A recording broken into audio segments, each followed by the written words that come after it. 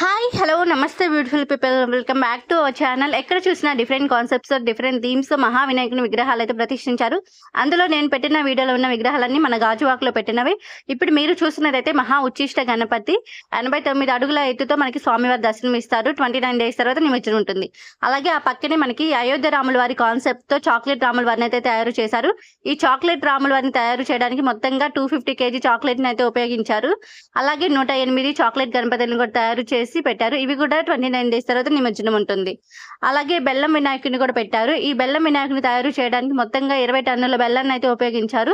ఇంకా ఈ బెల్లం వినాయకుడి హైట్ వచ్చేసి 75 feet హైట్ తో స్వామివారి దర్శనం ఇస్తారు. 21 డేస్ తర్వాత నిమజ్జనం అయితే ఉంటుంది. నిమజ్జనం అనంతరం భక్తులకి ప్రసాదంగా పంచుతారు. ఇంకా ఈ బెల్లానికి చీమలు పట్టకుండా ప్లాస్టిక్ కవర్ అయితే పెట్టారు. ఇంకా ఇలాంటి డిఫరెంట్ కాన్సెప్ట్ తో ఉన్న వినాయకుడిని విగ్రహాలు చూడడానికి మన ఛానల్ ని సబ్స్క్రైబ్ చేసుకోండి. Thank you for watching.